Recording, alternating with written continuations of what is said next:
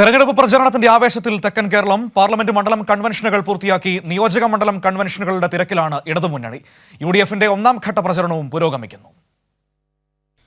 വോട്ടർമാരെ നേരിൽ കണ്ടും അവരോട് സമ്മതിച്ചുമാണ് ഇടത് സ്ഥാനാർത്ഥികളുടെ രണ്ടാം ഘട്ട പ്രചാരണം പുരോഗമിക്കുന്നത്. കാട്ടാക്കട, നെടുമങ്ങാട് മേഖലകളിലാണ് ആറ്റിങ്ങലിലെ ഇടത് സ്ഥാനാർത്ഥി വി ജോയിയുടെ ഇന്നത്തെ തെരഞ്ഞെടുപ്പ് കൺവെൻഷൻ നടക്കുക. ഇരു കൺവെൻഷനുകളിലും സ്ഥാനാർത്ഥി വി ജോയ് പങ്കെടുക്കും. നഗരപ്രദേശങ്ങളിലെ സമ്മതിദായകരെ നേരിൽ കണ്ടായിരുന്നു തിരുവനന്തപുരത്തെ LDF സ്ഥാനാർത്ഥി പന്ന്യൻ രവീന്ദ്രന്റെ പ്രചാരണം.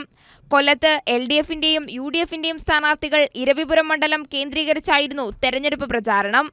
പ്രദേശത്തെ ഫാക്ടറി തൊഴിലാളികളെ നേരിട്ട് കണ്ട് ഇടത് സ്ഥാനാർത്ഥി M മുകേഷ് പിന്തുണ തേടി. എന്നാൽ കൊല്ലത്ത് NDAയിൽ സ്ഥാനാർത്ഥിയെ ചൊല്ലിയുള്ള അനിശ്ചിതത്വം തുടരുകയാണ്.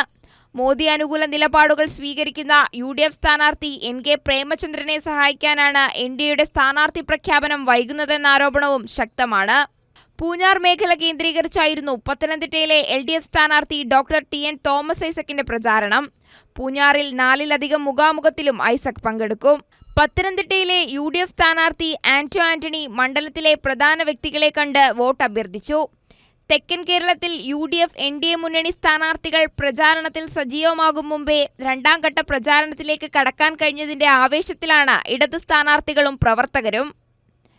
വിവിധ ബ്യൂറോകൾക്കൊപ്പം കൈരളി ന്യൂസ്, പത്തനംതിട്ട.